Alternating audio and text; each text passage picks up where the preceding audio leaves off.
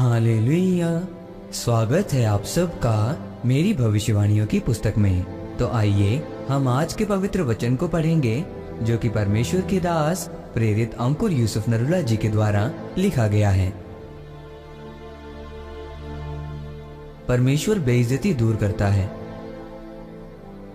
जैसा कि यहोशू की पुस्तक अध्याय 5 उसकी 9 आयत में लिखा है, तब यहोवा ने यहोशू से कहा, तुम्हारी नामधराई जो मिस्रियों में हुई है उसे मैंने आज दूर की है। इस कारण उस स्थान का नाम आज के दिन तक गिलगाल पड़ा है। मेरे प्रियो, बाइबल कहती है कि जब इजरायलियों का खतना हुआ तो परमेश्वर ने कहा, आज मैंने तुम्हारी नामधराई मिस्र में से दूर की है। इसका मतलब मिस्र में अभी भी नामधराई थी। अभी भी वो जंगलों में बिना काम किए धक्के खा रहे थे, लेकिन काम इसलिए नहीं हुआ क्योंकि उन्होंने परमेश्वर के काम को पूरा नहीं किया था। परमेश्वर के वचन में लिखा था कि हर एक इजरायली खतना करवाएगा और उनमें से किसी ने भी खतना नहीं करवाया था। फिर जैसे ही उन्होंने परमेश्वर के वचन को पूरा किया, परमेश्वर ने कहा, आज मैंने मिस्रियों में तुम्हारी बेइज्जती दूर की है। मेरे प्रियो, जब आप आत्मा में चलते चलते जो परमेश्वर आपसे चाहता है कि आप करें, जब आप पूरा कर लेते हैं तो आपका आसपास का माहौल अचानक से बदल जाता है। आप नहीं जानते कि कब और कौन सा रिश्तेदार का दिमाग बदल जाए और आपसे कहे कि मुझे चर्च जाना है। ये नहीं मालूम कि कैसे आपके परिवार ने बपतिस्मा लेने के लिए कह दिया जो एक दिन विरोधी थे, लेकिन परमेश्वर ने उनके दिमाग में डाला।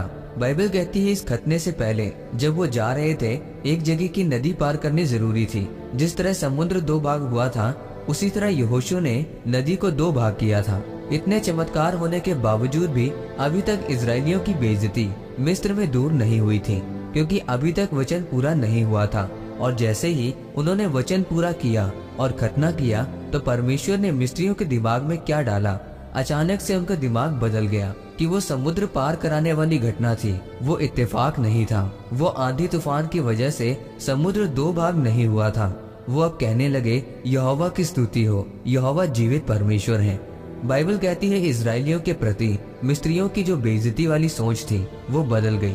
वो सोचने लगे कि परमेश्वर उनको मिस्र से नहीं लेकर गया, अब जो परमेश्वर उन्हें देश दे रहा है वो भी परमेश्वर का है। बाइबल कहती है, परमेश्वर की महिमा होनी शुरू हुई और इजरायलियों की बेइज्जती नामधराई जो उनके बीच में थी उसे परमेश्वर ने दूर किया।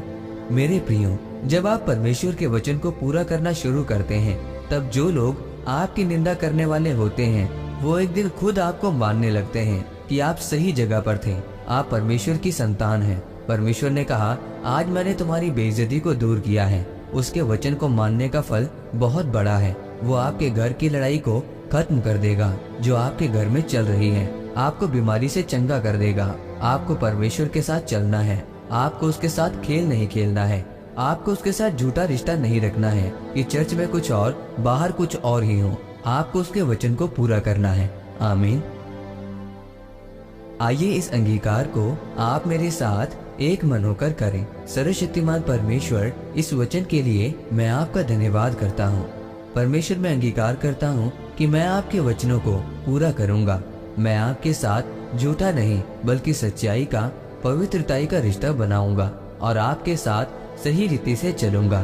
प्रभु यीशु मसीह के नाम में आमीन। परमेश्वर आप सबको आज के वचन के ऊपर मदद करने के द्वारा आशीषित करे। आमीन।